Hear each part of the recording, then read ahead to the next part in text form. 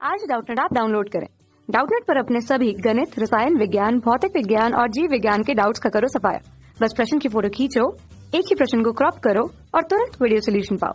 अभी डाउनलोड करें। क्वेश्चन हमें दिया हुआ है कि हाइड्रोजन स्पेक्ट्रम की अवरक्त क्षेत्र में पड़ने वाली स्पेक्ट्रमी श्रेणियों के नाम हमें बताने हैं यहाँ पर। ठीक है, तो पहले हम हाइड्रोजन के स्पेक्ट्रम की बात करते हैं, वो कैसे यहाँ पर निकलते हैं। हम थोड़ा सा समझ लें कि हाइड्रोजन परमाणु में जब भी कोई इलेक्ट्रॉन जिस किसी कक्षा पर उपस्थित होता है, तो अगर मान लीजिए वो उच्च कक्षा में स्थित है, उच्च ऊर्जा स्तर के साथ, उच्च ऊर्जा स्तर से, ठीक है, अब वो नीचे की कक्षा में जाना चाहता है, मतलब उच्च ऊर्जा स्तर से अगर वो निम्न ऊर्जा स्तर की ओर जाता है या कूदता है, ठीक है, तो क्या होगा, उच्च ऊर्जा स्तर है तो कुछ ऊर्जा यहाँ पर होगी। ठीक है, उस ऊर्जा को चलिए हमने E1 के रूप में प्रस्तुत कर रखा। अब जो निम्न ऊर्जा स्तर है उससे नीचे वाला इसे E2 के रूप में प्रस्तुत कर रखा। इन दोनों ऊर्जा स्तरों में कुछ अंतर होगा।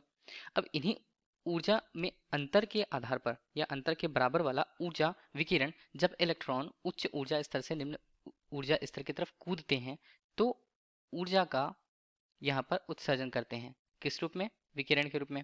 उत्सर्जन विकिरण के रूप में। ठीक है, और इस तरह जो विकिरण वहां पर उत्पन्न होता है उसका एक नियत तरंगदैर्घ्य होगा। ठीक है, प्रकाश का विकिरण हम कह सकते हैं ना, इसे नियत तरंगदैर्घ्य का जो ऊर्जा उत्सर्जन विकिरण के रूप में होता है, हम उसे बोलते हैं स्पेक्ट्रमी। अब इस तरह अगर हम हाइड्रोजन के परमाणु के उत्सर्जन में स्पेक्ट्रम में बात कर रहे हैं, तो दृश्य प्रकाश के अलावा अगर हम बात करें तो यूवी रेज या यूवी किरण, पराबैंगनी किरण, और तथा हम दूसरा अवरक्त किरण जो होता है, ठीक है, ये तीनों अलग अलग श्रेणियों में निकलते हैं, अलग अलग स्पेक्ट्रमी रेखाओं के रूप में। तो स्पेक्ट्रमी श्रेणियां यहाँ पर बनती हैं।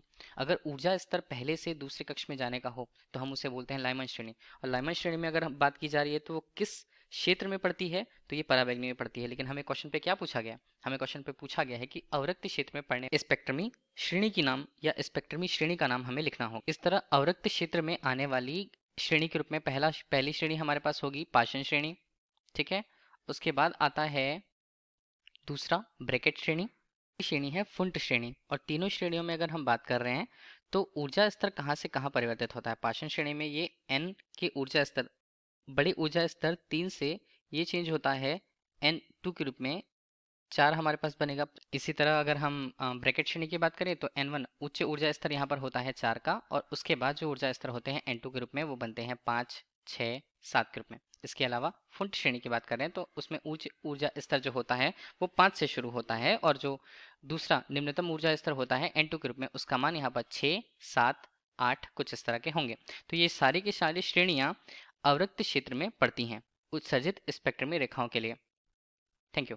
कक्षा 6 से 12वीं से लेकर नीट, IIT, JEE वो एडवांस के लेवल तक 1 करोड़ से ज्यादा छात्रों का भरोसा। आज ही डाउनलोड करें डाउटनेट ऐप या व्हाट्सएप करें अपने सारे डाउट्स 8400 400 400 पर।